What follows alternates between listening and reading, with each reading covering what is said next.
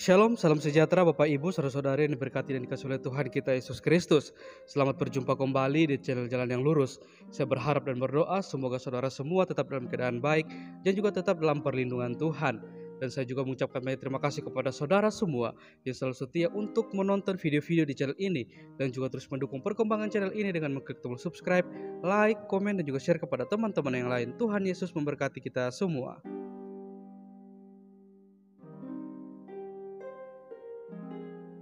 Sahabat yang diberkati dan dikasihi oleh Tuhan kita Yesus Kristus, di video kali ini kembali lagi kita akan bersama-sama menyaksikan sebuah kesaksian dan juga pengakuan iman dari seorang kiai dan juga merupakan seorang yang berasal dari Makassar yang pada akhirnya dia mengambil keputusan untuk sungguh-sungguh beriman dan percaya kepada Yesus Kristus sebagai satu-satunya Tuhan dan Juru Selamat bagi kehidupannya secara pribadi.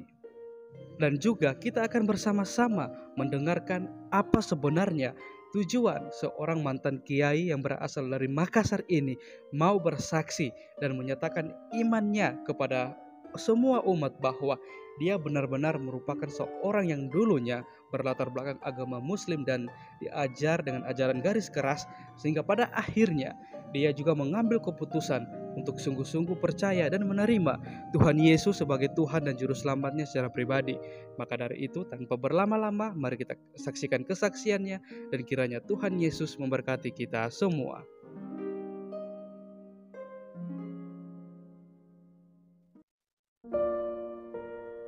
Sudah siap yang Tuhan pakai sama dahsyat? Siap. Oke, silakan. Silakan nama Tuhan. Woi, penonton sangat luar biasa malam hari ini. Tolong dukung ya, silakan. Lanjut. Shalom, damai sejahtera untuk teman-teman semua para pemirsa yang sudah hadir baik di channel YouTube maupun yang lagi di TikTok sekarang. Sebelumnya saya minta izin untuk membuktikan keimanan saya. Izinkan saya untuk membaca atau melafalkan atau menghafalkan sebuah pengakuan suci yang sering kita lafalkan sama-sama ketika kita di gereja, yaitu pengakuan iman rasuli. Baik. Amin. Dalam nama Yesus, haleluya. Aku percaya kepada Allah, Bapa yang Maha Kuasa, Khalik langit dan bumi, dan kepada Yesus Kristus anaknya yang tunggal Tuhan kita, yang dikandung dari Roh Kudus, lahir dari anak darah Maria, yang menderita sengsara di bawah pemerintahan Pontius Pilatus, disalibkan, mati dan dikuburkan, turun ke dalam kerajaan maut, pada hari yang ketiga, bangkit pula dari antara orang mati, naik ke sorga, duduk di sebelah kanan Allah, Bapa yang Maha Kuasa. Dan dari sana, ia akan datang untuk menghakimi orang yang hidup dan yang mati. Aku percaya kepada Roh Kudus, gereja yang kudus dan am, persekutuan orang kudus, pengampunan dosa, kebangkitan tubuh, dan hidup yang kekal. Amin. Saudara-saudara sekalian, banyak yang mengira bahwa saya ini adalah orang Kristen dari lahir. Sorry Pak Kemur, suaranya kayak katanya kurang kenceng di YouTube. Kurang kencang ya? Iya, kurang kenceng. Iya, ntar dulu saya benerin. Kencang, sudah kencang. Ini di Babe kah? Di saya kencang kok. Di saya kencang. Ya, sudah, silakan lanjut. Di saya kencang, Babe. Di saya kencang. Baik. Banyak yang kira bahwa saya ini adalah orang yang sudah Kristen dari kecil, yang mempelajari Islamologi lalu menyesatkan orang. Enggak, saya Muslim dulunya. Dulu. Bukan sekarang, dulu. Saya santri. Sebagai bukti bahwa saya dulunya seorang Muslim, saya akan membacakan sebuah hadis rukun Islam dan rukun iman yang mana orang Muslim pun tidak hafal. Banyak yang nggak hafal, maaf. Suatu ketika Jibril datang menghadap kepada Rasulullah, ya Rasulullah, akhbirni anil Islam. Ajarkan kepadaku apa itu Islam. Maka Nabi mengatakan, al-Islamu an tashhadu an la ilaha illallah wa anna Muhammadar Rasulullah, iqamis shalah wa ita'iz zakah, shaumur ramadana hajjal baiti man istata'a ilaihi sabila. Ini hadis tentang rukun Islam. Adapun rukun iman, antu minuna billahi wa malaikatihi wa kutubihi wa rusulihi wal yaumil akhir wa tu'minuna bil qadari khairihi wa syarrihi. Ini bukti bahwa saya bukan Muslim abal-abal dulunya, teman-teman. Dan saya perkenalkan, nama baptis saya Daniel. Ini nama saya. Saya lahir di Makassar 10 September tahun 1998. Saya asli orang Makassar. Jadi saya itu, teman-teman, saya dididik dari keluarga yang sangat kental keislamannya. Kakek saya seorang guru ngaji, seorang imam besar di salah satu masjid yang tidak perlu saya sebutkan di Makassar. Karena kalau orang tahu masjid itu, orang bakal tahu siapa kakek saya. Ya, jadi maaf Pak Bambam, nggak bisa saya bongkar semua identitas di sini. Ya, Nggak boleh. Penting-penting saja. ya, yang penting-penting saja. Jadi teman-teman sekalian, saya itu untuk sekedar mengetahui bahwa di tahun 2007 saya udah nggak punya orang tua. Saya diambil anak angkat sama salah seorang kiai, atau kalau di Makassar itu disebutnya guruta atau Andri Guruta di Makassar itu. Diambil sebagai seorang anak, dan saya disekolahkan di salah satu pesantren yang dinaungi oleh beliau, baik itu di Sanawiyah sampai ke Aliyah. Kemudian setahun itu mengabdi. Jadi 7 tahun saya di pondok. Kalau nggak percaya teman-teman bisa tes saya ilmu nahwu, ya, ilmu sorof boleh, ilmu mantik juga boleh. Mau disuruh menghafalkan Nadhum Alfiyah Ibnu Malik boleh, atau kitab-kitab standar akidahnya orang Islam yang di pondok-pondok itu, kitab Aqidatul Awam boleh. Itu bisa. Nah, kenapa saya murtad? Dulu waktu di pondok itu teman-teman sekalian, kami itu cuma diajari ajaran-ajaran yang standar. Ya, pelajaran-pelajaran yang standar. Contoh misalkan dasar-dasar bahasa Arab, usul fikih. Ya, kita juga belajar di sana yang namanya ulumul Quran, ulumul hadits. Kita belajar yang kayak gitu. Ya, kita belajar ilmu mantik, nahwu, saraf. Kita pelajari yang kayak gitu. Cuman yang menjadi masalah kemudian adalah ketika di sebuah perpustakaan kita atau kami dilarang membaca kitab-kitab tertentu. Ya, contohnya misalkan kitab Qurratul Uyun, Fathul Izar, atau ada lagi kitab pertumpahan darah kaum muslimin setelah wafatnya Nabi, misalkan itu dibahas kayak di kitab Tarikh Madinatid Dimashqi, Syiar Alam An-Nubala yang ditulis oleh Az-Zahabi, atau kitab Ma'rifatis Sahabah. Kami belajar dulu yang kayak gitu. Cuman ya itulah, ada beberapa halaman yang kita dilarang untuk membaca, dan katanya nanti baru kalian baca ketika kalian sudah melanjutkan pendidikan yang lebih tinggi. Walhasil sempat saya dapat beasiswa untuk melanjutkan kuliah di Kairo, Al-Azhar, Universitas Al-Azhar, Kairo, Mesir. Cuman ada beberapa persyaratan yang tidak bisa saya penuhi secara administratif karena ada konflik keluarga pada saat itu, yang nggak jadi berangkat. Dan saya melanjutkan pendidikan saya di salah satu kota yang pastinya bukan di Makassar, salah satu perguruan tinggi Islam. Saya Fakultas Usuluddin, jurusan ilmu hadis. Sampai sekarang saya masih kuliah, dan sekarang sudah semester akhir. Ya, saya nggak perlu sebutkan di mana kotanya dan apa kampusnya. Yang pasti saya sekarang Fakultas Usuluddin, saya lagi skripsi sekarang. Gitu teman-teman ya. Oke, next, saya lanjut. Awal mula kecurigaan saya itu tentang mau membaca beberapa kitab yang dulunya saya nggak boleh baca. Ya, misalkan ada juga kitab yang boleh kita baca, tapi pada bab tertentu nggak boleh kita baca. Contoh misalkan kitab Sahih Muslim atau kitab Sahih Al-Bukhari. Kami diajarkan di pondok, tapi pada bab tertentu kami tidak boleh membaca atau tidak boleh diajarkan itu. Ada juga kitab syarah teman-teman. Misalkan syarahnya Sahih Al-Bukhari itu yang paling terkenal atau yang paling mutabar atau yang paling otoritatif, ada namanya kitab Fathul Bari Bisyarhi Sahih Al-Bukhari. Nah, saya sering mempelajari itu. Akhirnya saya masuk karena kan namanya di kampus ini kan kita mahasiswa ini bebas ya keluar masuk perpustakaan.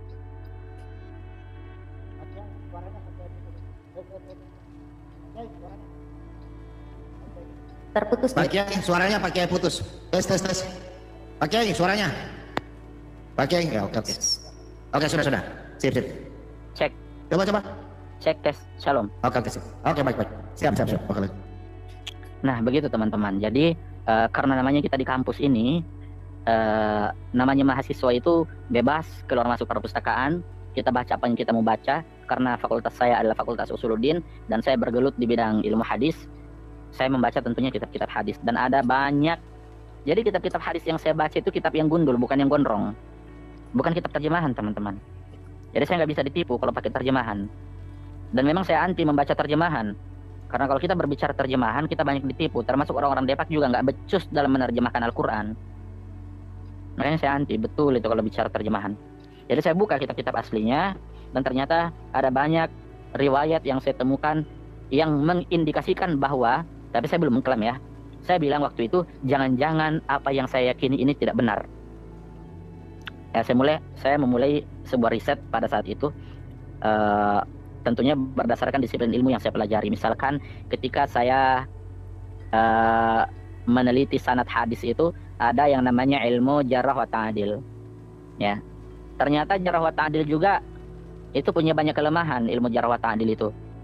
Karena kualitas perawi hadis itu bisa ditetapkan sebagai perawi yang sikoh atau tidak sikoh, yang adil atau tidak adil. Kadang-kadang bukan dinilai secara objektif, tapi berdasarkan tendensi. Kadang beda mazhab dikit, langsung ini tidak sikoh ini perawinya, ini nggak bisa dipercaya, ini batil. Kadang-kadang kayak gitu teman-teman. Disitulah saya kembangkan penelitian saya. Akhirnya saya keluar dari beberapa metodologi yang selama ini saya anggap sebagai sebuah doktrin seperti ilmu jarh wa ta'dil. Saya menggunakan metodologi penelitian barat untuk melacak sejarah. Ada yang namanya historiografi. Nah, jadi semua disiplin ilmu ini saya gabungkan metodologi penelitiannya Timur Tengah dengan metodologi penelitian Barat, bahkan metode-metode yang sering digunakan oleh kesarjanaan Muslim Barat itu juga saya gunakan, dan walhasil semua itu mengantarkan saya untuk menjadi seorang yang murtad secara sukarela. Saya murtad secara merdeka, nggak merdeka sih, karena saya juga ada tekanan kalau ketahuan, karena sekarang kan masih sembunyi saya, orang belum tahu kalau saya murtad. Saya kasih contoh, misalkan ada riwayat tentang misalkan ada ayat yang berbunyi kayak gini. Di dalam Al-Quran dikatakan bahwa inna nahnu nazzalna dzikra wa inna lahu lahafizun. Kami menurunkan Al-Quran, kami pula yang menjaga.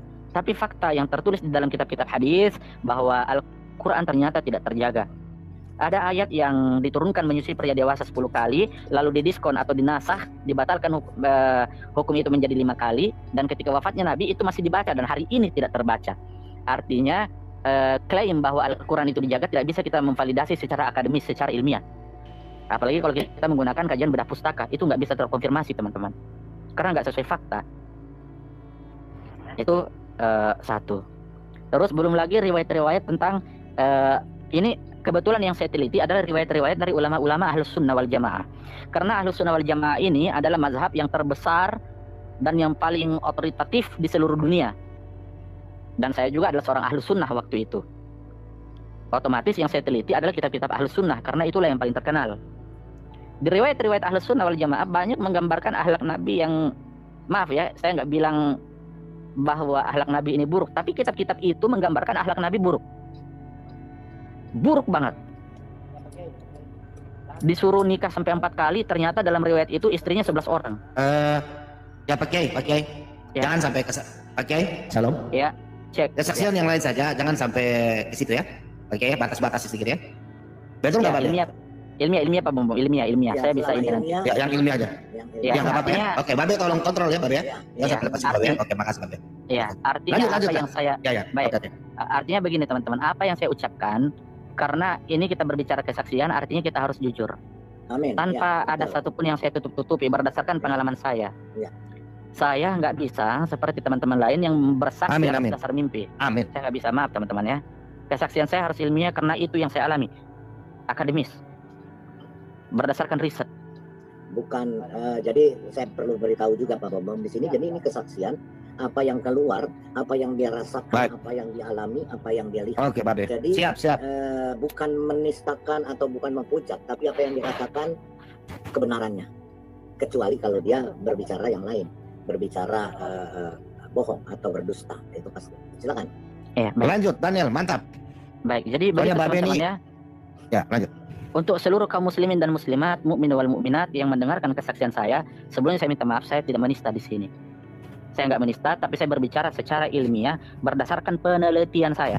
Saya meneliti. Saya murtad karena saya meneliti, bukan karena mimpi. Mimpi didatangi Bunda Maria lah, Tuhan Yesus lah, no. Meskipun pernah itu terjadi, tapi saya nggak bisa kayak gitu. Saya harus menguji. Oke, saya kembali. Tadi yang saya sebutkan itu hanyalah contoh. Contoh misalkan dalam surat An-Nisa dikatakan fankihu ma taba lakum minan nisa'i mathna wa thulatha wa ruba' wa in khiftum alla ta'dilu fawahidatan sadaqallahul azim. Saya melihat bahwa ada beberapa riwayat yang menunjukkan istri Nabi itu bukan 2, bukan 3, bukan 4, tapi 11. Dan ini tercatat di dalam kitab standar kutubus sita yang paling muktabar, yaitu kitab Sahih Al-Bukhari yang ditulis oleh Muhammad Abu Abdullah Muhammad bin Ismail Al-Bukhari. Ini nggak logik. Sedangkan kita diperintahkan untuk ati Allah, taat kepada Allah. Tapi yang dijadikan sebagai uswatun hasanah wal qudwah ternyata tidak taat kepada Tuhannya. Jadi pada saat itu, ingat bukan sekarang, pada saat itu saya berpikir agama macam apa ini?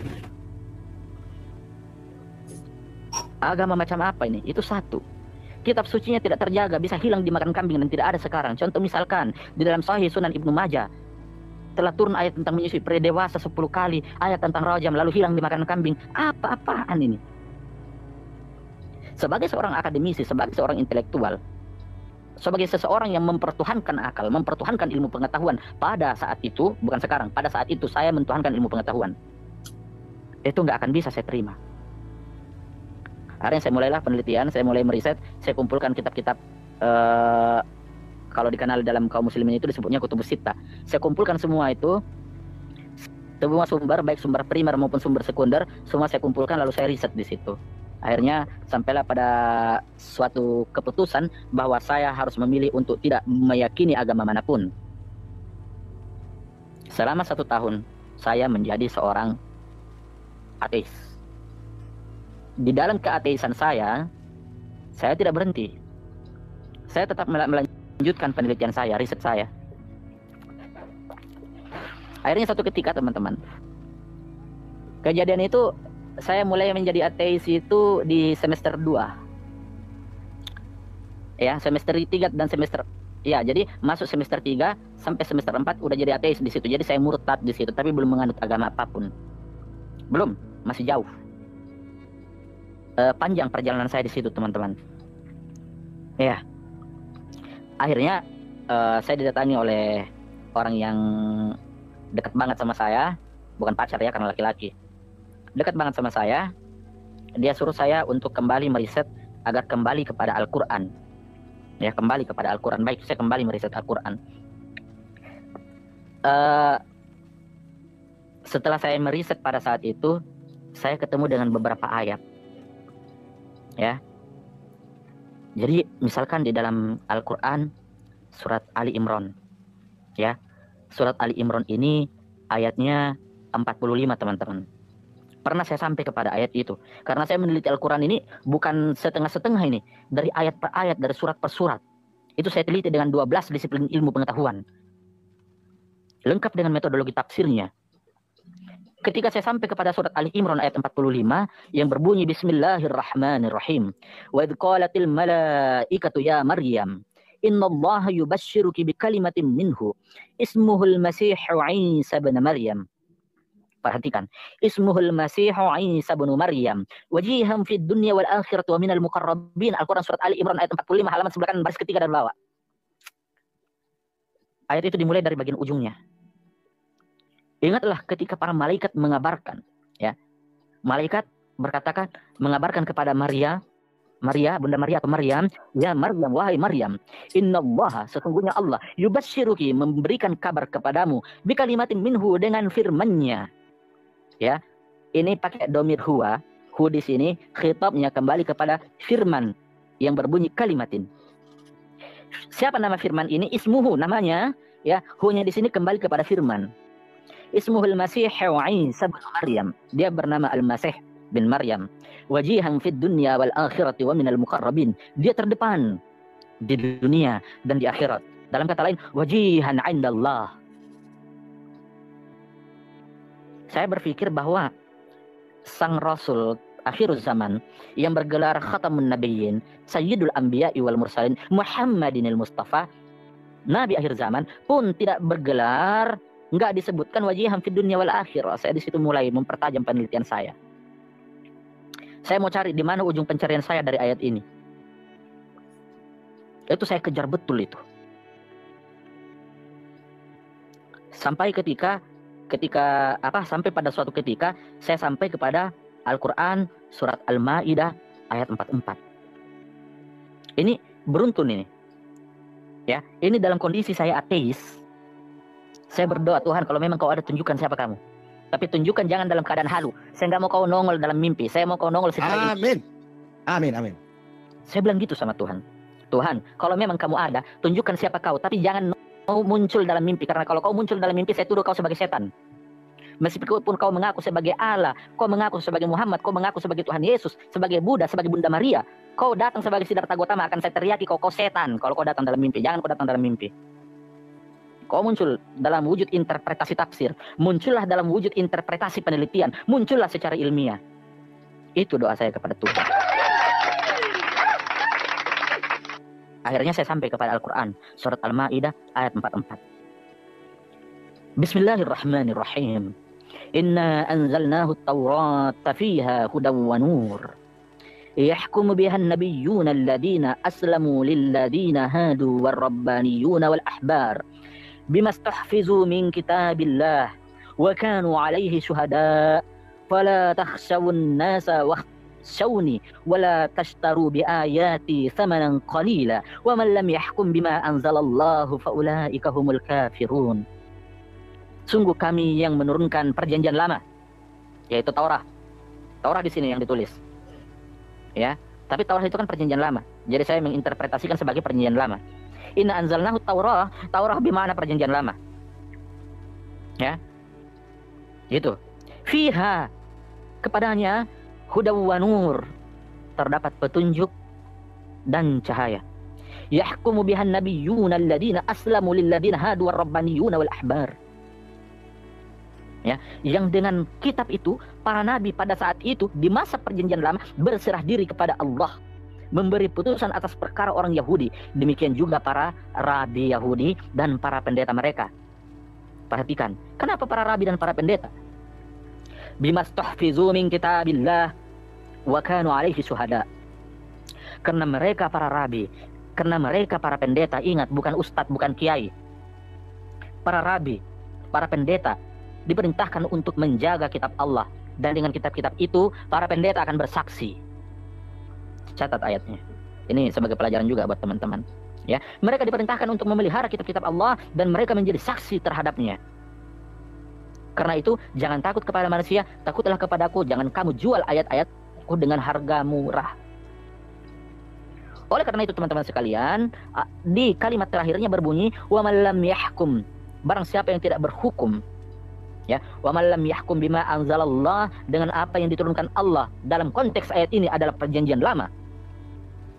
Faulaika humul kafirun. Kalian kalau nggak beriman kepada perjanjian lama, kalian kafir. Itu. Perhatikan itu teman-teman. Ya. Lalu saya sampai kepada ayat selanjutnya teman-teman, yaitu di ayat 46 surat Al-Maidah. Perhatikan baik-baik. وَقَفَّيْنَا عَلَى آثَارِهِمْ بِعِيسَى ابْنِ مَرْيَمَ مُصَدِّقًا لِمَا بَيْنَ يَدَيْهِ مِنَ التَّوْرَاةِ وَآتَيْنَاهُ الْإِنْجِيلَ فِيهِ هُدًى وَنُورٌ وَمُصَدِّقًا لِمَا بَيْنَ يَدَيْهِ مِنَ التَّوْرَاةِ وَهُدًى وَمَوْعِظَةً لِلْمُتَّقِينَ. Oke. Jadi dan kami teruskan jejak mereka dengan mengutus Al-Masih putra Maryam untuk membenarkan kitab sebelumnya, yaitu perjanjian lama Taurat, dan kami menurunkan kepadanya perjanjian baru, yaitu Injil. Di dalamnya terdapat petunjuk dan cahaya, dan membenarkan perjanjian lama atau kitab sebelumnya, yaitu Taurat, dan sebagai petunjuk serta pengajaran untuk orang-orang yang bertakwa. Di sini saya mikir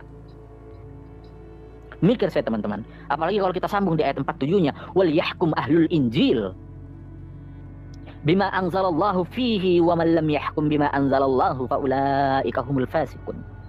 Dan hendaklah pengikut Injil memutuskan perkara menurut apa yang diturunkan Allah di dalamnya.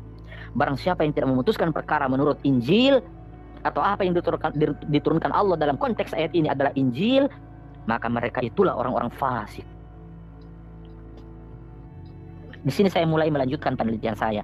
Akhirnya panjang kali lebar, nggak mungkin semua riset saya paparkan di sini, karena itu nggak mungkin, panjang banget. Belum ulumul Qur'annya, belum ulumul hadisnya, belum ijma' dan kiasnya para ulama. Ya, nggak mungkin saya paparkan di sini. Saya persingkat, walhasil saya dibaptis dengan nama baptis saya Daniel.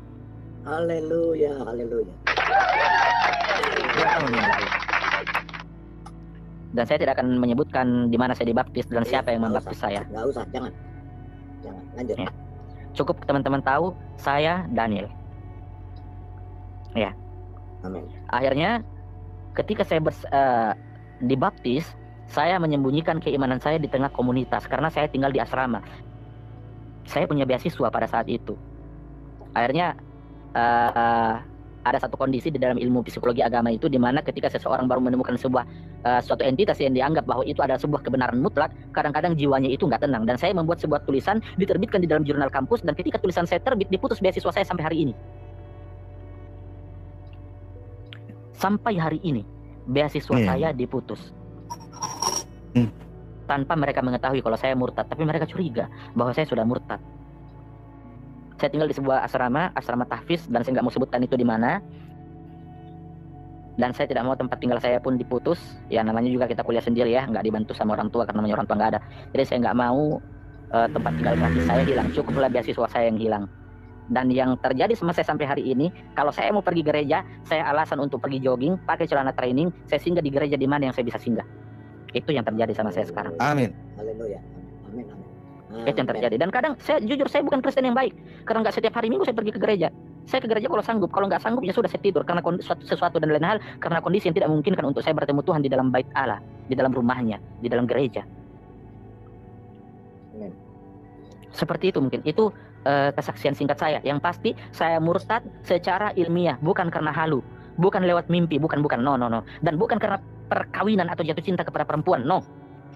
Terlalu murah keimanan kalau kita pindah keyakinan gara-gara lawan jenis. Terlalu murah keimanan kita ketika keimanan kita tukar dengan kemaluan perempuan atau kemaluan laki-laki. Nah, murah teman-teman. Kalian kalau ada yang mau mualaflah secara ilmiah, dan kalian yang mau murtad secara ilmiah, jangan karena selangkangan. Ya, karena banyak Pak Bom. Ini realitas yang terjadi. Amin, betul. Lalu dia membuat kesaksian bohong, ketemu Muhammad lah, ketemu inilah itulah. Hai, saya yang pernah ketemu yang namanya Nabi Muhammad dalam mimpi, saya yang pernah ketemu dengan namanya Tuhan Yesus dalam mimpi, belum tentu saya mau bersaksi di depan umum. Karena saya akademisi, saya mahasiswa. Apalagi sekarang mahasiswa semester akhir. Saya lagi menyusun skripsi. Saya lah mahasiswa yang dipersulit skripsinya sampai hari ini karena diindikasi bahwa saya murtad, meskipun mereka belum punya bukti bahwa saya murtad. Hanya karena saya cari tulisan saya yang muncul di jurnal kampus yang mengkritisi Al-Quran dan hadis, beasiswaku diputus dan saya dicurigai murtad. Padahal memang saya murtad sih sebenarnya. Waktu saya ateis, saya sudah pernah berdialog kepada beberapa pakar seperti profesor guru-guru saya, dan saya juga berdialog kepada teman-teman baik di media sosial maupun tidak. Tapi apa yang terjadi ketika saya mendiskusikan tentang takhrij hadis, saya dituduh pertama, saya dituduh liberal. Padahal saya ateis. Saya nggak ngerti apa itu Islam liberal. Yang kedua, yang paling sering ini, saya dituduh Ahmadiyah atau Syiah. Sedangkan saya nggak tahu apa itu Syiah, tapi orang-orang menyebut saya Syiah. Padahal waktu itu saya ateis. Sampai hari ini ketika saya berbicara masih ada aja yang komen, oh itu Syiah itu. Saya nggak tahu apa itu Syiah. Syiah nabinya Muhammad, dan tiap hari saya mencari secara ilmiah sosok yang disebut nabi tersebut. Ilmiah ya, ingat, ilmiah, garis bawahi. Jangan sampai saya kena delik lagi. Dan saya katakan sama teman-teman, mulai dari mimbar channel yang diberkati Tuhan ini, dari mimbar TikTok yang diberkahi oleh Tuhan ini, saya katakan kepada teman-teman semua, saya siap untuk kembali menjadi mu'alaf. Saya siap, dengan catatan satu, kalahkan saya dalam perdebatan, kalahkan saya dalam perdebatan. Benar. Amin. Kita berikan kemuliaan bagi kondisi. Haleluya, puji Tuhan. Terakhir saya mau sampaikan, silakan nanti kalau ada yang mau bertanya. Terakhir saya mau sampaikan bahwa apa yang saya lakukan selama ini itu hanyalah bentuk edukasi. Saya bukan mencaci. Ya, saya bukan mencaci, tapi saya hanya berbicara terkait masalah apa yang saya dapatkan di dalam penelitian saya. Ketika saya menginjili, tentunya saya menginjili bukan asal menginjili, tapi saya menginjili dengan cinta, bukan dengan kebencian. Sebagaimana yang dijelaskan di dalam 1 Korintus 16 ayat 14, lakukanlah segalanya dengan cinta. Amin. Seperti itu teman-teman. Di dalam 1 Korintus 13 ayat 8, kasih tidak berkesudahan, nubuat akan berakhir, bahasa roh akan berhenti, pengetahuan akan tetap lenyap. Haleluya, amin. Amin. Jadi seperti itu teman-teman.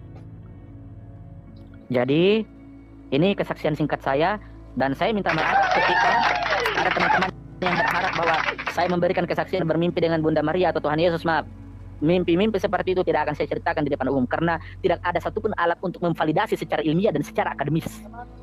Terima kasih. Shalom. Shalom alaikum. Ya Tuhan. Amin. Ya, teman-teman, ini kesaksian yang sangat luar biasa, dan kesaksian ini nanti kita akan mendengar selanjutnya. Dan teman-teman, Pak Bom open-open saja ya. Ini rahasia. Cuma Pak Bom dengan Bunda Hana yang tahu bisa menghubungi beliau. Ya, tidak ada orang lain. Ya. Dan Pak Bom orangnya, Bunda Hana juga saksikan, Pak Bom orangnya open. Ya, mari kita semua anak Tuhan yang punya kelebihan, tolong bantu karena beliau ini kan dia kan masih kos dan dia masih sembunyi. Dia membutuhkan pelayanan kasih. Ya, jadi boleh melalui hubungi Pak Bom. Punya Pak Bom ada nomor telepon. Nanti Pak Bom kasih tunjuk bukti. Ya. Karena begitu dan kiamat lagi kiamat. Dan Pak Kiai Murtad ini selalu Pak Bom tunjukkan bahwa orang ini berikan begini. Saya orangnya gitu, saya nggak mau bohong-bohong ya. Jadi apa yang kalian berikan, itu pula juga anak Tuhan Daniel menerimanya. Silakan anak Tuhan yang mau bantu boleh untuk melakukan pelayanan.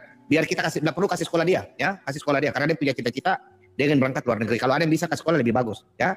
Yang penting jangan sampai segala sesuatu itu kelihatan. Betul nggak Pak Be?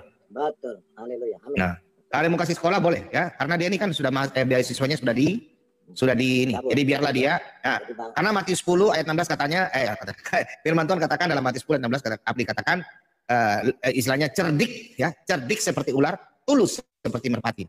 Jadi biarkanlah Daniel ini memakai apa yang Tuhan Yesus perintahkan, dia cerdik ya. Yang penting kita bantu dalam doa. Semua rencana pasti rencana terbaik. Amin. Sebelum mengatakan amin. Iya. Ya, silakan Bunda Hana yang mau bertanya, habis itu Pak Lidara sampai gua dan kita buka tanya jawab ya. Oke, silakan. Kalau saya tidak ada pertanyaan lagi Pak Bom, yang ada hanyalah nasihat sebagai orang tua rohani ya, sebagai orang tua rohani, dan saya sudah anggap karena Daniel ini masih sangat muda sekali Pak. Dia masih sangat muda sekali. Oh, dia cakep sekali. Dia cakep sekali loh ini kalau ada ciwir-ciwir kan ya. Oh, nanti katanya dia bilang begini sama Bunda Hana. Bun, jangan jodoh-jodohkan saya ya. Iya, penuh lah di MO. Ya. Jadi sebagai seorang ibu rohani bagi Daniel, dan saya bersyukur kepada Tuhan dipertemukan sama Daniel yang Tuhan pakai luar biasa. Nasihat saya hanyalah satu, dimanapun kamu berada jangan pernah tinggalkan seruan hatimu hanya untuk Tuhan dan berikanlah hidupmu untuk Tuhan Daniel ya. Tuhan mau pakai kamu luar biasa dan dengan lebih dahsyat lagi ya. Masa depan Daniel, masa depan yang cerah yang Tuhan sediakan, dan masa depan yang panjang itu biarlah nama Tuhan yang dipermuliakan di dalam kehidupan Daniel. Amin. Amin. Terima kasih nasihatnya Bunda. Iya. Ya. Jadi teman-teman, silakan yang mau mendukung Kiai Murtad, silakan hubungi Pak Bom. Di channelnya Pak Bom, Solata BM2 Apologet. Di situ ada nomor telepon sementara lagi berjalan ya. Silakan dukung Pak Bom, Solata BM2 Apologet. Nanti hasil dari kalian punya berikan berkat, Pak Bom akan screenshot yang mana Pak Bom berikan kepada anak Daniel. Pak Bom orangnya open, oke? Dan itu sudah terbukti ya Pak Kiai Murtad ya, Pak Bom orangnya begitu kan, betul? Iya Pak Bom. Baik, ini anakku yang terkasih. Pak Bom tidak mau karena identitas beliau ini harus tersembunyi. Pak Bom juga sudah berjanji, apapun yang terjadi, Pak Bom mau tembak mati juga Pak Bom tidak akan kasih tahu ya. Karena ini dia ini adalah kado terbaik, doanya Pak Bom juga, doanya Bunda Hana dan doa kami semua. Karena selama ini yang bikin rusak di dunia apologet ini kan salah satu manusia dari Sulsel ya, si Sumsum. Nah, inilah Tuhan kirim. Si Sumsum datanglah seorang dari Jeneponto. Agak. Iya, mantap. Silakan, ada yang mau bertanya silakan. Yang lain boleh ya, boleh naik silakan. Silakan teman-teman mengambil nomor teleponnya Pak Bom, boleh ya, silakan. Baik, ya, silakan Babe. Ya, saya mau bertanya, sekaligus saya mau memberikan menunjukkan bukunya. Saya punya buku Quratul Uyun. Nah, yang mau saya tanya itu karena tadi sempat Pak Kiai Murtad mengatakan kok nggak boleh dibaca. Yang mana kira-kira? Terus ada Fathul Bari, ya, yang tadi juga disebutkan, dan tadi malam juga kita diskusi tentang Quratul Uyun. Saya mau belajar banyak dari Pak Kiai ini. Tapi karena ini nggak bisa buka kamera, saya harus pindah dulu ke akun yang satu ya, Bunda Nana ya. Iya, baik. Karena ini Siap. belum bisa buka kamera. Jadi saya keluar dulu, nanti saya masuk lagi. Siap. Ya gitu ya Pak Kiai Murtad. Ya. Baik. Tapi begini Pak, sebentar. Saya mau jelaskan dulu sebelum Bapak keluar bahwa kitab Quratul Uyun itu sebenarnya kebanyakan isinya itu konsensus atau ijma para ulama. Jadi dia bisa dibilang dia adalah sumber sekunder bukan primer. Kalau mau langsung ke kitab-kitab sumber primernya kayak Fathul Bari kayak Bapak sebutkan tadi, nah itu bisa saya sikat itu di sini. Baik. Ini cuma kebetulan ya. Ya oke, lanjut. Iya. Ya kebetulan saya punya 11 jilid Pertanyaan dari Fathul Bari. Enggak, 11 jilid buku Fathul Oh Bari. iya. Saya juga bingung bacanya. Tapi walaupun ada terjemahannya nanti saya mau tanya sama Kiai Murtad. Baik, saya keluar dulu ya. Ya baik. Ya mungkin ada Pak sang penggugat ada yang mau ditanyakan sama Pak Kiai Murtad. Silakan Bang. Ya, shalom. Shalom. Gini ya, mengenai Kiai Murtad ya, puji Tuhan lah ya kita punya yang seperti ini. Cuma saya mau bilang gini, tip kata-kata Pak Bobom tadi. Cerdik seperti ular, tulus seperti Amin. ya. Nanti kita ngomong di belakang aja ya Pak Bobom ya. Apa Iya. yang mau Iya. ucapkan, tapi sebisa mungkin ya kalau boleh saya sampaikan, Kiai Murtad juga sepertinya harus mulai menjaga ucapan. Jangan sampai Iya. kepleset ya. Iya. Sampai kepleset. Kenapa? Karena berbahaya. Ya, Iya. karena udah beberapa udah dalam inceran. Ya, saya terus saja katakan dana 35M itu sudah keluar dan termasuk Kiai Murtad juga. Ya. Saya katakan lagi. Iya Pak, info itu sudah ada sama saya dari orang Iya. info di sana. Saya termasuk orang yang di Iya, Ya, kita ngomong di belakang layar ya Pak Kiai ya. iya, iya Bang. Gitu ya. Oke. Itu aja sih ya. Oke, baik. Terima kasih Bang sang penggugat. Selanjutnya ada Bang David ya. Iya. Shalom Bang Iya. David. Ya, Shalom. monggo. Mungkin ada yang ingin ditanyakan sama Pak Kiai Murtad. Silakan Bang. Ya, saya sudah dengar kesaksiannya, ya luar biasa ya. Memang tidak mudah seorang yang sudah mempunyai ilmu pengetahuan di seberang sana, kemudian bisa berpindah iman kepada Yesus Kristus kalau bukan Tuhan yang memilih, memanggil dan menetapkan dia menjadi milik Tuhan.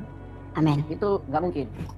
Karena ada firman Tuhan yang berkata, Roh Kuduslah yang menjamah hati orang, Amin. sehingga orang itu bisa membuka dirinya. Seperti Rasul Paulus ya. Rasul Paulus itu kan seorang yang keras banget ya. Dia ahli Taurat dan dia dari Masyhab Farisi. Suku Benyamin asli, orang Israel asli. Walaupun dia mempunyai dua kewarganegaraan, satu warga negara Israel asli dan juga warga Kilikia Romawi. Jadi ketika dia menganiaya orang percaya pada waktu itu dengan istilah sebutan pada waktu itu adalah orang yang berada di jalan Tuhan, belum dikenal dengan kata Kristen. Jadi pada waktu murid-murid hidup bersama dengan Yesus itu belum ada Alkitab, yang baru ada adalah Taurat. Jadi yang mereka baca di sinagog itu adalah Taurat, bukan Injil. Injil setelah Yesus naik ke sorga. Ya. Nah, setelah Yesus naik ke sorga, 30 tahun kemudian terbitlah Injil. Ditulis oleh murid-murid Tuhan karena berdasarkan jamahan kuasa Roh Kudus. Mereka diberi ilham, diberikan hikmat dari Tuhan untuk bisa menulis semua yang mereka alami secara pribadi dengan Tuhan Yesus. Karena mereka hidup 24 jam dengan Yesus pada waktu itu. Mereka belum kenal siapa Tuhan. Mereka belum tahu siapa Yesus. Yang mereka tahu, Yesus pembuat mujizat. Tetapi ketika mereka mengalami jamahan Roh Kudus, mereka berubah menjadi orang-orang yang sangat militan. Orang yang sangat luar biasa yang berani mati memberitakan firman Tuhan. Dan kita lihat dari 12 rasul itu, 11 mati syahid. 1 mati tua yaitu Rasul Yohanes. Setelah dia digoreng tidak mati, dibuang ke Pulau Patmos. Kemudian dia menerima kitab Wahyu di situ dan dia menulis kitab Wahyu sampai akhir hidupnya dia mati tua.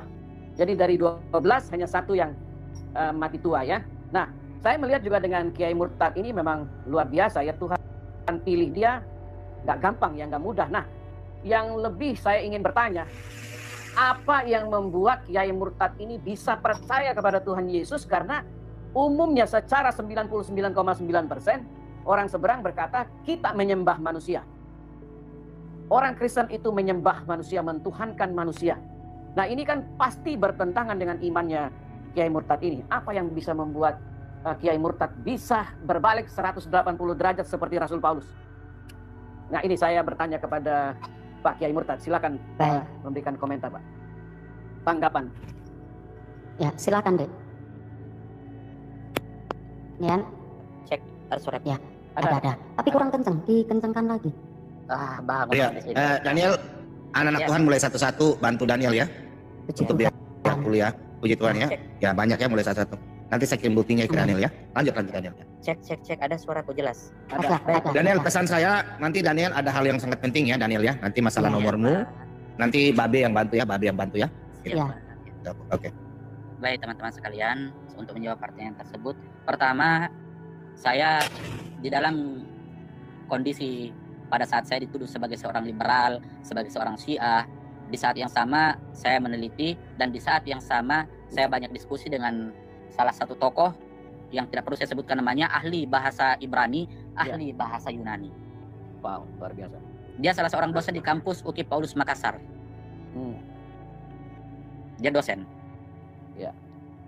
Kampus UKI Paulus Makassar itu. Nah, saya diskusi panjang sama beliau karena melihat awalnya saya juga bukan tidak percaya sama Bible, tapi bimbang. Di sisi lain Al-Quran menunjukkan sebuah indikasi bahwa Tuhan Yesus atau yang disebut Al-Masih kata mereka ada indikasi keilahian atau indikasi ketuhanan secara teologis, meskipun secara dia berada pada entitas yang berbeda. Ini saya sedikit bicara filsafat. Iya. Ya, pada entitas yang berbeda, di mana Tuhan sebagai Bapa, Tuhan sebagai Anak, Tuhan sebagai Firman. Firman yang menjadi manusia. Yes. Dan itu diakui juga terkonfirmasi dalam salah satu ayat Al-Quran yang saya bacakan tadi. Ya. Nah, karena melihat yang namanya terjemahan ini atau tarjim, baik Al-Quran yang diterjemahkan oleh Departemen Agama maupun Bible, itu banyak berubah-ubah, maka saya lebih memilih untuk ketika membaca Al-Quran, ketika membaca hadis, saya memilih untuk langsung kepada original teksnya. Karena kalau Al-Quran kan saya bisa lah bahasa Arab dikit-dikit. Bisalah dikit-dikit, meskipun nggak selancar tetangga sebelah, tapi bisalah. Kalau dibilang baca tulisan yang gundul sampai gondrong, bisalah saya. Bunda Hana jaga room ya, saya ke kamar mandi dulu ya. Baik, Pak. Oke, nggak mungkin saya nggak bisa baca itu. Nah, Bible ketika berbicara perjanjian lama, saya harus berbicara original teks bahasa Ibrani, dan ketika berbicara perjanjian baru, maka kita harus berbicara original teks bahasa Yunani. Iya, karena terjemahan ini berubah-ubah. Itu kita harus akui. LAI. Saya punya bukti-buktinya berubah-ubah. Akhirnya saya tanyakan kepada mereka, ternyata jauh panggang daripada arti antara terjemahan dengan original teks. Ya, terus. Contoh kecil, kemarin saya konfirmasi kepada Pak Bom, Galatia 3:13 adalah tersurat terkutuklah orang-orang yang digantung di kayu salib. Ternyata bukan seperti itu asli original teksnya. Dan ayat-ayat terjemahan inilah yang sering di-framing oleh teman-teman muslim. Begitu pula di dalam Al-Quran. Al-Quran pun begitu. Terjemahannya ngaco. Misalkan wa kawaiba atsraba, bidadari-bidadari yang berbuah dada montok. Ternyata original teksnya tidak seperti itu terjemahannya. Jadi panjang kali lebar, Pak. Saya mengkomparasi antara original teks dengan salah satu metodologi yang mungkin Pak Bom juga tahu, metode penafsiran ini yang disebut hermeneutik. Ya, hermeneutik. Dan saya gabungkan dengan beberapa metodologi kerangka berpikir ilmiah yang sering saya pelajari dalam dunia kefilsafatan. Disitulah saya meyakini bahwa Tuhan Yesus betul-betul adalah Tuhan yang turun ke dalam jasad manusia, yang awalnya dia adalah firman yang menjadi manusia. Amin. Seperti di situ saya mulai meyakini. Kenapa? Karena kalau saya mengatakan bahwa masa misalkan kata Bapak tadi, ada orang yang mengatakan kok menyembah manusia, digantung di sana di sini pakai kolor. Ya kan begitu bahasa kasarnya. Betul. Tapi kalau saya berbicara seperti itu, saya membatasi keilahian, saya membatasi iradah Tuhan baik secara tasyri'iyah maupun secara kauniyah. Kita membatasi kemahakuasaan Tuhan, kemahabisaan Tuhan. Kalau menciptakan manusia aja dia bisa, kenapa dia nggak bisa menjadi manusia? Adapun konsep keyakinan atau konsep teologi yang saya yakini pada keyakinan saya yang lama, karena saya adalah seorang ahlu sunnah, ada rumusan yang namanya wujud kidam baka mukhalafatuhu lil hawadisi, seterusnya sampai mutakalliman. Kalau yang 3 dari 1 saya tolak, bagaimana dengan yang 20 dari 1? Bagaimana dengan 99 dari 1? Secara falsafi, secara filsafat, ini sangat ditolak yang seperti ini. Kita sangat membatasi Tuhan dalam irodahnya. Dan perlu teman-teman ketahui bahwa saya menemukan Tuhan Yesus dalam wujud, dalam bentuk sebagai suatu entitas kebenaran yang mutlak, yang hak, itu lewat filsafat Islam. Wow, luar biasa. Dengan mengkaji kitab Al-Hikmah Al-Muta'aliyah yang ditulis oleh Mullah Sadra. Seperti itu, Pak. Mungkin bahasa saya agak kurang ditangkap, mungkin Bapak yang lebih mengerti dan bisa menjelaskan ke mereka. Luar biasa. Artinya jangan kita membatasi Tuhan. Tuhan tidak terbatas, tapi kita yang membatasi. Ya, terima kasih. Terima kasih. Oke, baik Pak King, masih ada lagi kah? Soalnya antri karena mereka ada yang ingin bertanya sama yang murtad kan? Mungkin bisa bergantian ya. Bagi-bagi ya, silakan. Iya, baik, terima kasih Pak David. Dan ada Pak Gultom ya. Pak Gultom, selamat malam. Boleh. Dibuka dulu mic-nya. Bunda Hana. Ya, Be. Ya, sabar. Ya, sabar, Be. Ya, Pak Gultom, ada yang ingin ditanyakan kah? Shalom. Ya, sebenarnya sudah terwakili sih. Saya juga tadi belum menanya apa yang ditanyakan dengan King David itu loh. Iya, jadi sudah terjawab. Sudah terwakili. Tadi kan saya dari awal sudah mendengarkan kesaksiannya juga. Baik. Ya, sangat terberkati lah. Amin. Amin. Baik. Terima kasih Pak Gultom ya. Kalau itu sudah mewakili, Pak Gultom tunggu di bawah lagi ya, supaya gantian yang lain ya. Selanjutnya ada Babe mau lanjutkan pertanyaannya tadi ya. Jadi saya Yuni, ada Yuni. Iya, iya. Makasih ya yang sudah kasih gift, makasih, Tuhan Yesus berkati. Haleluya. Amin. Nah ini saya mau, mungkin bisa dilihat ya. Pak Bombom, suara ininya Pak Bombom mic-nya gaduk gitu Pak. Ada kipas? Enggak. Udah tenang, udah nggak ada. Ah, ya, oke. Tidak ada kalau. Sudah aman sekarang. Sebentar, saya. Ya teman-teman yang mau menghubungi Kiai Murtad untuk kasih bantuan biaya sekolah dan penginapannya, silakan ambil nomor telepon di Pak Bombom ya, di YouTube ya. Baik, bisa dibesarkan. Nah, ini Kiai Murtad. Ini saya punya buku Ibnu Hajar Al-Asqalani, betul nggak ya? Betul Ini sekali. Fathul Bari ya. Ya, kita Fathul Bari. Terima kasih Kakak. Penjelasan Sahih buku Al-Bukhari ya. Syarah. Nah di sini Amin. ya, syarah Amin. ya yang tadi dikatakan. Nah di sini saya baca beberapa, ini saya tandai. Ini ada kalau saya punya ada sampai 11 ya, betul nggak? Ya. Ini ya, tadi yang pertama, ini Fathul Bari yang kedua. Ya. Ya jilidnya ya. Penerbitnya siapa itu Pak? Lihat penerbitnya. Penerbitnya Pustaka Azam. Oh, Indonesia ini. Ya. Ini tahqiqnya Abdullah bin Bas Wahabi. Ya, lanjut. Ya, saya Abdul Aziz Abdullah bin Bas ya. Iya. Nah, ya kan ada beberapa di sini tentang ini ya, bahkan sampai tentang permulaan turunnya wahyu sampai Hercules juga ada ya di dalam sini Ya. cerita tentang Hercules ya. Iya, betul. Saya lihat itu di original teksnya. Oh gitu ya. Ini sekarang Ya. kebetulan saya tandai juga di sini ya. Saya baca-baca tadi malam ketika Kiamat bicara sama si Dani. Ya. Nah ini jadi ada sebentar di mana ya Fathul Bari ini. Jadi saya melihat di sini memang semua apa yang tertulis di Perjanjian Lama yang tadi disebutkan oleh Kiai Murtad itu semua ada di sini. Ya karena di sini kan wahyu, iman dan ilmu. Betul ya? Betul. Ya. Ya. Kitabul ilmu, kitabul iman, kitabul wahyu. Iya. Kemudian di sini ada penulisannya.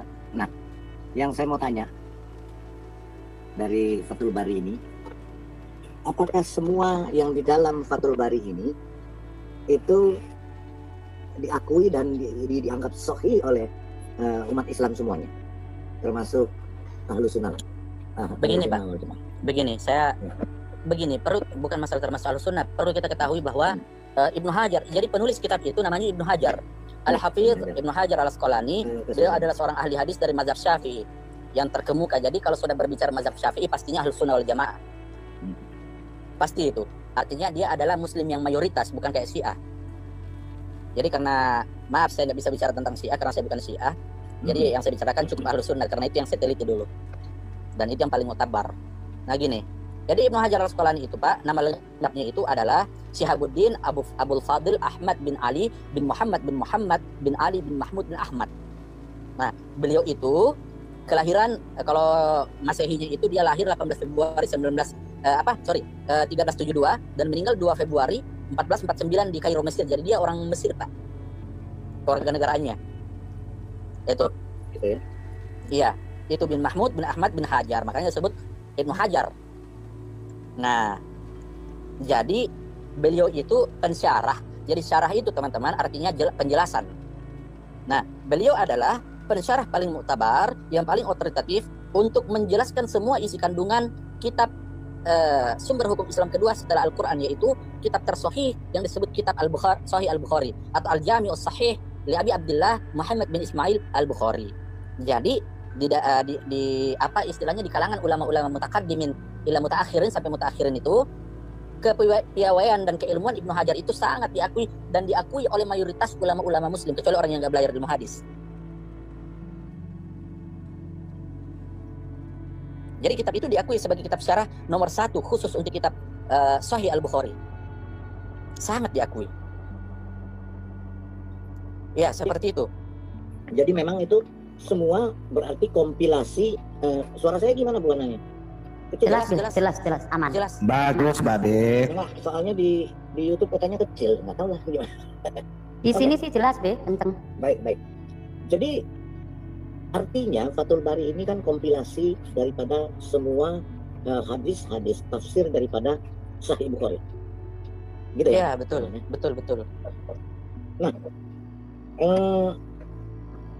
Dari Sahih Bukhari ini kan kalau yang saya tahu ya, Ya. Sahih Bukhari ini kan orang Uzbekistan. Ya, Bukhara. Bukhara, Iya. ya. Namanya itu Abu Abdullah Muhammad bin Ismail. Artinya dia menulis, dia bukan orang Arab, tapi dia orang Uzbekistan. Kemudian Ya. menulis semua apa yang disampaikan oleh Muhammad. Itu Ya. pun jauh ya. Begini pola penulisan hadis itu ada di dalam hadis itu ilmu sanad. Nah, ilmu sanad. Jadi meskipun jauh jaraknya, tapi dia terima dari orang ke orang dia. Gitu.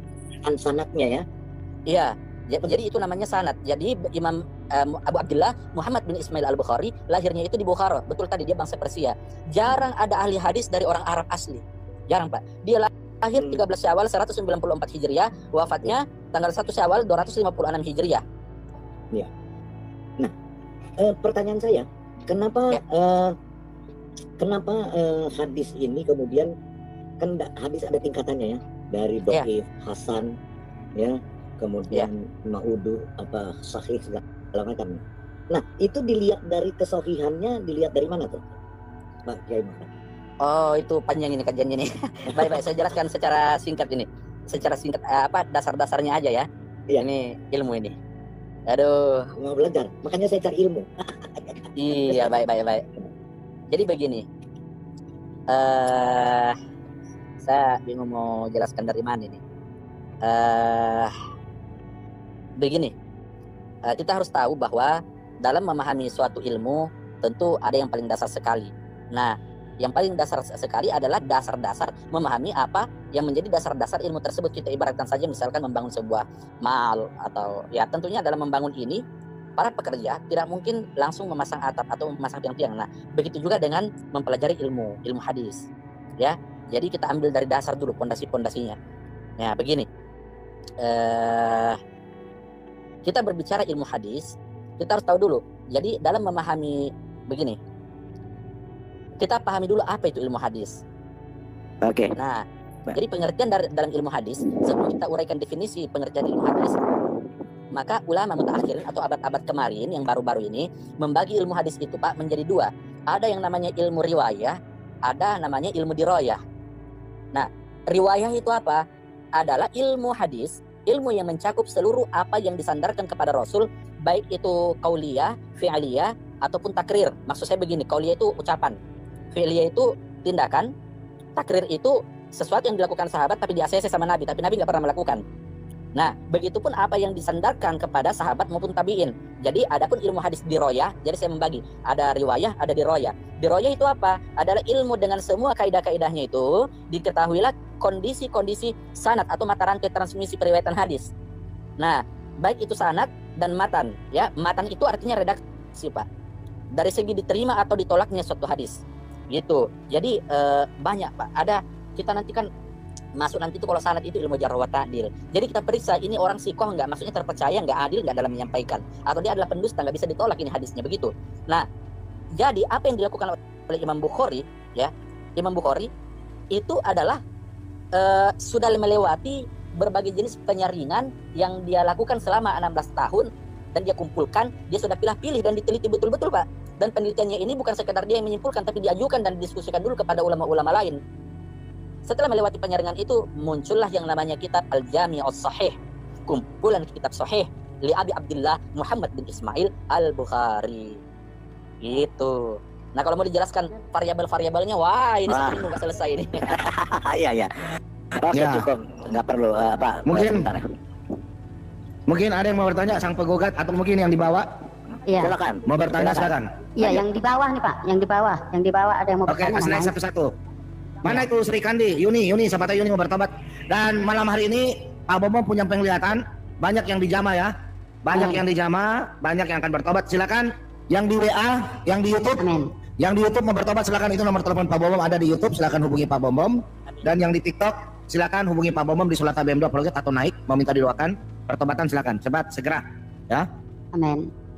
Silakan Bu Ana angkat satu-satu. Sudah Pak. Oke. Tomat dulu. Selamat malam Tomat. Selamat malam. Ya. Halo. Muslim apa Kristen? Kristen. Ada yang ingin ditanyakan kah sama Ki Ahmad? Ki Ahmad, aduh. Ki Murtad. Iya, saya mau tanya. Oke, silakan. Bang Ki Murtad mau tanya sedikit soal hadis ya. Itu yang saya agak bingung itu kenapa di hadis itu menceritakan kejelekan Muhammad gitu. Harusnya kan ngapain mereka tulis gitu pada awalnya? Kalau misalkan yang nulis itu adalah yang apa namanya, yang admire dia gitu loh. Baik, Bapak ketahui bahwa udah bisa ya. Perlu diketahui bahwa para penulis hadis Patri itu harus salah satu ciri-ciri salah satu syarat untuk menjadi perawi hadis sikoh atau yang bisa dipercaya, yang bisa dipegang ucapannya, dia harus adil. Adil dalam arti jujur dalam menyampaikan dan tidak berubah-ubah. Nah, Imam Bukhari itu biarpun mereka muslim, meskipun mereka muslim, dia harus menyampaikan apa adanya. Kenapa mereka tidak lah, dia tidak, kalau misalkan dia tidak menyampaikan secara jujur, maka dia tidak sikoh. Artinya riwayat-riwayat dia bisa dicurigai semua kalau dia nggak jujur menyampaikan. Jadi dia harus menyampaikan apa adanya. Salah satu, bukan salah satu ya, tapi yang paling terkenal memang ini, dua orang ini, Imam Bukhari atau Imam Muslim, yang sering kita sebut dengan muttafaqun alaih, sering dikenal dengan Imamul Muhaddisin, imamnya para ahli hadis. Jadi bukan masalah bagaimana dan gimananya, tapi memang mereka salah satu syarat untuk menjadi perawi hadis yang mutawatir dan betul-betul terpercaya dan diakui, dia harus jujur dalam menyampaikan dan menerimanya dari orang-orang yang menyampaikan secara jujur. Itu aja Pak. Baik, terima kasih Pak Tomat. Ya. Terima kasih ya. Oke, yang lain lagi. Yang lain lagi. Oke, terima kasih Tuhan Yesus Silakan. memberkati. Satu-satu pertanyaan ya. Oke. Satu-satu saja, satu. Silakan Ya, Pak Elisa. Pak. Elisa, selamat malam. Selamat malam, shalom semuanya. Shalom. Ini Elisa dari Malaysia. Bertemu lagi ini. Iya. Ya, biasa masuk ke room saya ini. Sudah lama. Satu pertanyaan juga. Ya, satu-satu pertanyaan ya, nanti di bawah gantian Ya, banyak yang antri jadi. Karena banyak yang antri, banyak yang ingin bertanya. Oke, silakan Elisa, apa yang mau kau tanyakan sama Kiai Murtad? Oke, saya nak tanyakan pada Kiai Murtad atau Brother Daniel, apa yang menyebabkan Brother Daniel bertekad untuk dibaptis? Ini untuk sebagai motivasi bagi diri saya sendiri. Terima kasih. Iya. Ya, silakan deh Daniel. Singkat saja. Ya, dia baru masuk, singkat aja. Ya, dia baru singkat masuk. saja. Karena saya tidak mau membatasi Tuhan. Kalau Tuhan bilang mau menjadi manusia, ya sudah, itu maunya Tuhan. Kalau dibilang kita tidak bisa, ya bukan Tuhan. Kalau kita bilang dia tidak bisa jadi ini, ya bukan Tuhan. Tuhan kok nggak bisa ngapa-ngapain? Ya suka-sukanya gitu. Itu sih Pak Bobo, soalnya tadi udah panjang. Nanti Ibu Elisa nanti nonton ulang ya di YouTube, di YouTube saja. Di YouTube. Terima kasih Elisa, Tuhan Yesus memberkati. Boleh 1 menit, Pak Bambam ya. Jadi Bu Elisa ini, Sister Elisa ini dari Malaysia. Dia salah satu orang selebriti juga di Malaysia, dan dia mau mengikut Yesus. Cuma masalahnya dia masih mempertimbangkan. Diskusi sama saya nanti. Iya, nanti sama Pak Kiai Murtad boleh. Nanti kita ini ya. Ikutin komalku aja terus biar lihat nanti gimana Pak ininya. Iya. Terima kasih Elisa, Tuhan Yesus memberkatimu deh. Iya. Amin. Iya. Oke, baik, ada Kak Dedro TV. Selamat malam. Selamat malam, selamat pagi, selamat sore. Ya, Bang Kiai Murtad, saya memuji Tuhan atas panggilannya terhadap Abang, karena menurut saya beginilah hari-hari terakhir bagaimana Tuhan bekerja begitu. Yang pertanyaan saya Bang, masalah hadis tadi ya. Saya dengar itu Hafs itu hadisnya ditolak, artinya dia itu bukan orang yang jujur. Tapi mengapa resitasi Qurannya yang diangkat? Boleh dijelaskan? Itu masalah suka dan tidak suka aja Pak, masalah fanatisme mazhab aja. Karena dulu itu kadang-kadang, makanya tadi saya jelaskan, kadang-kadang perawinya jujur, periwayatnya jujur, tapi karena periwayat yang satu tidak suka, jadi dia doifkan, dia palsu-palsukan. Contoh misalkan, saya kasih contoh, Imam Malik. Imam Malik itu musuhan sama Ibnu Ishaq yang nulis Sirah Nabawiyah itu. Ya. Imam Malik itu konon diriwayatkan dia dikandung, ini saya kasih contoh ya.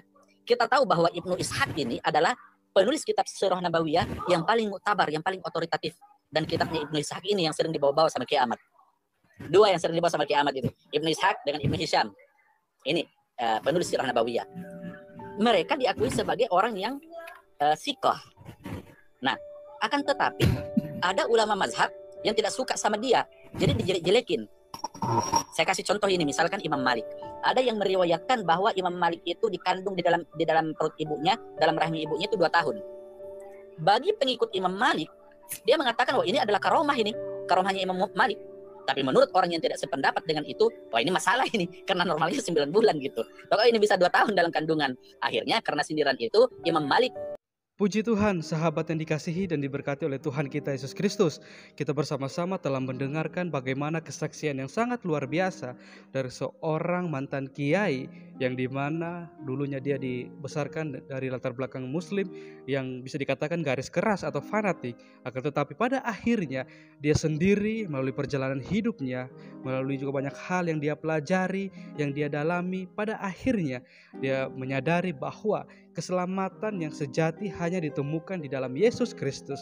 Dan pada saat itu juga dia menerima dan percaya kepada Yesus sebagai satu-satunya Tuhan dan Juru Selamat bagi kehidupannya secara pribadi.